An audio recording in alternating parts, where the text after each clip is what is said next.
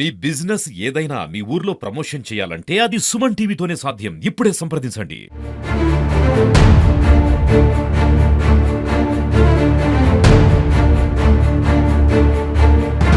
గతంలో కూడా ప్రమాణాలు జరిగినాయి, చనిపోయినాయి. తూతు మంత్రంగా అప్పటి మటుకు వాళ్ళకి ఎంతో కొంత కుటుంబ సభ్యులకు ఎంతో కొంత ఇస్తారు, గతం ఆడికే క్లోజ్ చేస్తారు, మళ్ళీ 5-5గా నడిపిస్తున్నారు.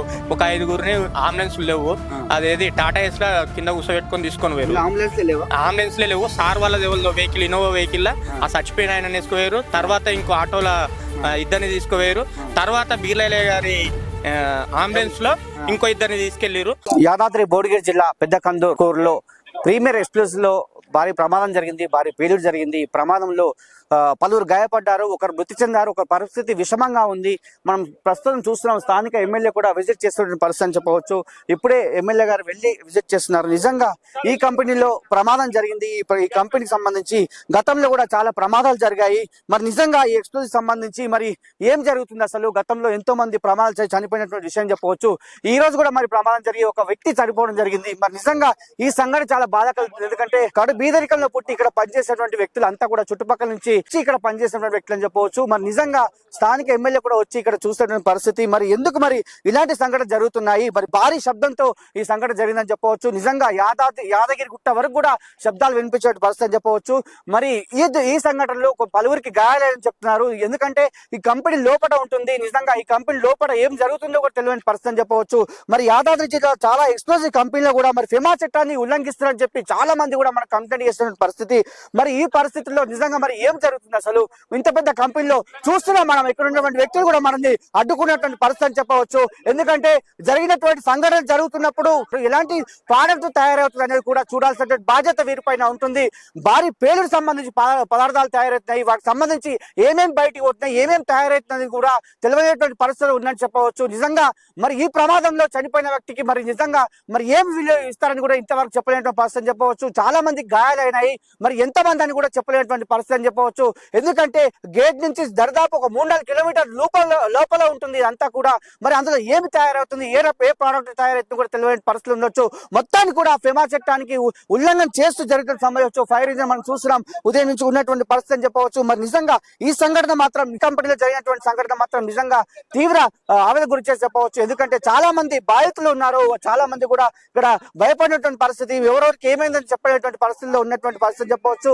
మరి నిజంగా మరి ఈ ఎక్స్ప్లోజివ్ కంపెనీలు ఈ యాదాద్రి జిల్లాలో దీని మీద నిఘా పెట్టాలి. ఎందుకంటే ఏం తయారవుతుంది, ఏ ప్రోడక్ట్ బయటకు వెళ్తుంది, మరి ఏం జరుగుతుంది, ఎందుకంటే భారీ పేలుడు అని చెప్పవచ్చు. నిజంగా ఇది ఆ సమయంలో టీ బ్రేక్ ఇచ్చినట్ట, అందుకు చాలా మంది బయటకు వచ్చారని చెప్తున్నారు. అందులో కొంతమంది ఉన్నారు. మరి అందులో ఒక వ్యక్తి చనిపోవడము, నిజంగా అదే ఒక వ్యక్తి చాలా సీరియస్ గా ఉండడం జరుగుతుంది, కొంతమంది గాయాలైన జరుగుతుంది. వాళ్ళందరూ కూడా ఆసుపత్రికి తీసుకోవడం జరుగుతుంది. స్థానిక ఎమ్మెల్యే గారు కూడా మొత్తం కూడా ఇక్కడ వచ్చి చూడడం జరిగింది. చూస్తున్న పరిస్థితి ఇక్కడ ఎవరిని కూడా పంపిస్తలేరు. చాలా మంది కూడా ఇక్కడ ధర్నా చేస్తున్న పరిస్థితి చెప్పవచ్చు. చాలా మంది ఇక్కడ ఆవేదన వ్యక్తం చేస్తున్న పరిస్థితి చెప్పవచ్చు. కొంతమందితో మాట్లాడదాం, అసలు ఏం జరిగింది, సంఘటన ఏందనేది ఒకసారి. అసలు ఎప్పుడైందన్నా? ఉదయం 9:30 అయిందన్న. ఉదయం 9:30కు ఒకటేసారి చాలా 9:35 నిమిషాలకు పెద్ద సౌండ్ వచ్చింది.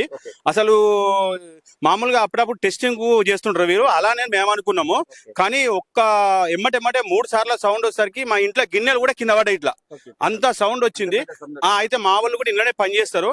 ఏందని తెలుసుకునేసరికి బ్లాస్ట్ అయింది, మా వాళ్ళకి ఒకరికి ఇంజూస్ అయింది, ఇమీడియట్లీ హాస్పిటల్కి వేసుకోబోతున్నారని చెప్పారు. వేసుకోబోతున్నారని చెప్పేసరికి అంత దూరం పోయేసరికి ఒక ఆయన చనిపోయినని చెప్పారు, బచ్చనపేట ఒక ఆయన చనిపోయిన అని చెప్పారు. అయితే మా వాళ్ళకు కూడా కొంచెం 25% వరకు కాలింది. కానీ ఇంత పెద్ద ఫ్యాక్టరీ ఉంది, ఇంత మంది పనిచేస్తున్నారు ఇంట్లో, వీళ్ళు ఇమీడియట్లీ ఏం సేఫ్టీ ఉన్నది ఇక్కడ? ఎన్ని అంబులెన్స్లు ఉన్నాయి ఇందులో ఎన్ని అంబులెన్స్లు ఉన్నాయి? వీళ్ళకు ఎట్లా ఉన్నది? అసలు ఏం లేదు. గతంలో ప్రమాదాలు జరిగినాయి, చనిపోయారు కూడా. గతంలో కూడా ప్రమాదాలు జరిగినాయి, చనిపోయినాయి. తూతు మంత్రంగా అప్పటి మటుకు వాళ్ళకి ఎంతో కొంత కుటుంబ సభ్యులకు ఎంతో కొంత ఇస్తారు, గతం ఆడికే క్లోజ్ చేస్తారు, మళ్ళీ 5-5గా నడిపిస్తున్నారు. కానీ సేఫ్టీ ఏం చేస్తారు? అసలు ఎందుకు బ్లాస్ట్ అవుతుంది? ఇది బ్లాస్ట్ ఎందుకు అవుతుంది? అసలు వీళ్ళు సేఫ్టీ కరెక్ట్ చేస్తలేరు. సేఫ్టీ అధికారులు ఏం చేస్తారు? వీళ్ళు సేఫ్టీ అధికారులు బయట తెలియదు పరిస్థితి అని చెప్తారు. అసలు లోపలికే ఓనిస్తలేరు, ఎవరిని లోపలికే ఓనిస్తలేరు. అసలు ఏం తయారైతాయి? ఇలా బాంబులే తయారవుతున్నాయా, ఇంకేమైనా తయారవుతున్నాయా? బాంబులు తయారవుతున్నప్పుడు బాంబుల సేఫ్టీ గురించి వీళ్ళకు ఉండాలి కదా. మరి ఎందుకు ప్రమాదం జరుగుతున్నాయి? మరి ప్రమాదాలు ఎందుకు జరుగుతున్నాయి? మనుషులు ఎందుకు చనిపోతున్నారు? ఏదో పుట్టకుడి కోసం వాళ్ళు ఎంతో కొంత వస్తుందని చెప్పి వాళ్ళు పని చేస్తుంటారు. పని చేస్తుంటే మొత్తం చనిపోయేదాకా కూడా అవుతున్నాయి. ఇట్లా 1, 2, 3 ఇప్పటికి చాలా మంది జరిగినాయి. స్పాట్ లోనే చనిపోయారు. ఇప్పటికి కూడా దాని ఏమైందో కూడా కింద ఎంత మంది ఉన్నారో కూడా లోపలికి కొనస్తలేరు. వీళ్ళు ఏం చెప్తున్నారు, బరాబరే అందరు ఉన్నారు, మా వాళ్ళు అయితే అందరు ఉన్నారు, ఎవరికి ఏం కాలని చెప్తున్నారు. స్థానికులు ఏమైనా పని చేస్తారు, ఎంతమంది ఉంటారు? ఇప్పుడు అయినా జరిగిన దాంట్లో మా ఊరు అతను ప్రకాష్ అతను ఉన్నాడు. ఆయన ఇట్లా బాగానే ఇంజూర్ అయ్యిండు. ఒక అతను బచ్చన్నపేట ఆయన కనకయ్య అనేట ఆయన చనిపోయిండు.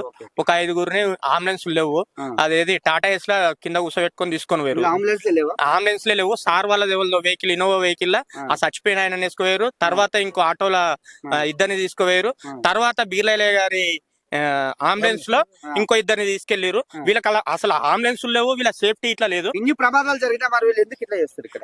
ఎందుకో సార్ తెలియదు. ఇంత ముందుకి ఇట్లా బాంబు వేలి ఇద్దరు చనిపోయారు సార్. వంగపల్లి అతను ఒక ఆయన, ఆలేరు ఒక ఆయన.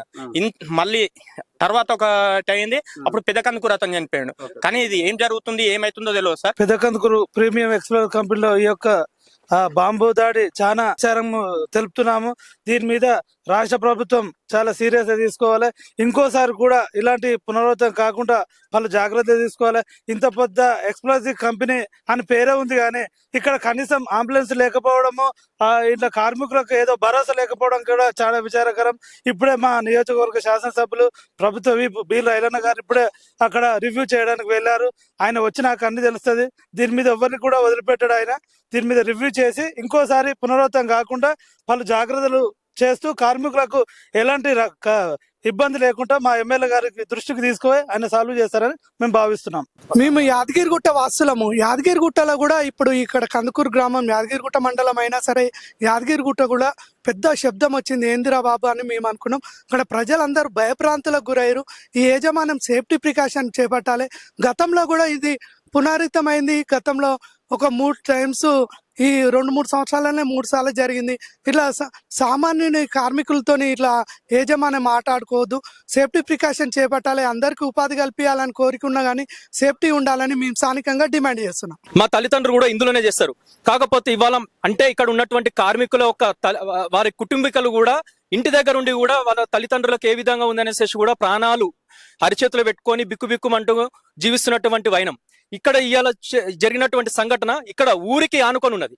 ఊరికి ఒక 100 మీటర్లు 200 మీటర్ డిస్టెన్స్ లో ఉన్నది. అంటే ఈ గ్రామాలకు ఇక్కడ ఉన్నటువంటి పరిసర 5 కిలోమీటర్ల పరిధిలో ఉన్నటువంటి గ్రామాలకు కూడా రక్షణ లేకుండా ఈ రోజు ఇలాంటి సంఘటనలు ఎన్నో జరుగుతా ఉన్నాయి. ఈ కంపెనీ పైన కానివ్వండి, ఈ యాజమాన్యం పైన కానివ్వండి, వెంటనే ప్రభుత్వం వీరిపైన చర్యలు తీసుకునేసేసి కఠినంగా శిక్షించాలనేసి మేము ఈ విధంగా డిమాండ్ చేస్తున్నాం. స్టార్ట్ అయినప్పటి నుంచి 3-4 ప్రమాదాలు సంభవించినా కానీ ఇప్పటికీ యాజమాన్యం కరెక్ట్ లేదు. దీని మీద పలుమార్లు కూర్చున్నా ఎంతమంది చనిపోయారంటే ఇదివరకు ఒకటి లేడీస్ పక్కపండి బిల్డింగ్ అది C6 వెళ్ళింది, అప్పుడు చనిపోయారు. తర్వాత గతంలో 2019లో మా అన్న కూడా చనిపోయిండు. ఇంత మంది చనిపోయినా కానీ వీళ్ళు సేఫ్టీ లేకుండా, వాళ్ళకి కరెక్ట్ లేకుండా మనుషులు కూడా వీళ్ళకు విచక్షణ రహితంగా చేస్తున్నారు. వీళ్ళు ఎన్నిసార్లు పలుమార్లు చెప్పినా కానీ ఇప్పటి వరకు కూడా సేఫ్టీ లేకుండా చేస్తున్నారు. కాబట్టి ఈ యాజమాన్యం తీరు కరెక్ట్ లేదు.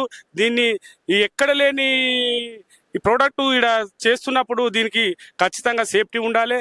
లేని తరుణంలో ఈరోజు మా పెద్దకందుకూరు గ్రామంలో ఈ కొన్ని ఇళ్లల్లో గ్యాసులు, టీవీలు అన్ని పడిపోయినాయి. ఇది ఊరికి కూడా ప్రమాదంగా ఉన్నది. దీన్ని తక్షణమే దీంతో ప్రజలను ఎంతవరకు వీళ్ళు మోసం చేస్తున్నారు అనేది ఇప్పటికి కూడా అర్థం కావాలి.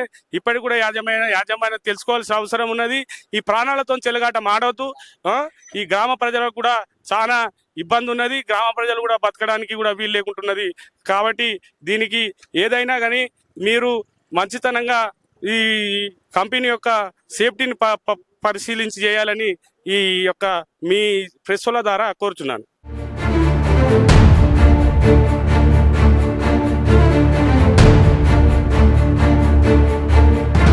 గతంలో కూడా ప్రమాణాలు జరిగినాయి, చనిపోయినాయి. తూతు మంత్రంగా అప్పటి మటుకు వాళ్ళకి ఎంతో కొంత కుటుంబ సభ్యులకు ఎంతో కొంత ఇస్తారు, గతం ఆడికే క్లోజ్ చేస్తారు, మళ్ళీ 5-5గా నడిపిస్తున్నారు. ఒక 5గురిని అంబులెన్స్ లేవు, అదేది టాటా ఎస్ లా కింద కూర్చోబెట్టుకొని తీసుకొని పోయారు. అంబులెన్స్ లేవు. సార్ వాళ్ళ వెహికల్ ఇన్నోవా వెహికల్ ఆ చచ్చిపోయిన ఆయన వేసుకోయారు. తర్వాత ఇంకో ఆటోల ఇద్దరిని తీసుకుపోయారు. తర్వాత బీర్లయ్య గారి అంబులెన్స్ లో ఇంకో ఇద్దరిని తీసుకెళ్లారు.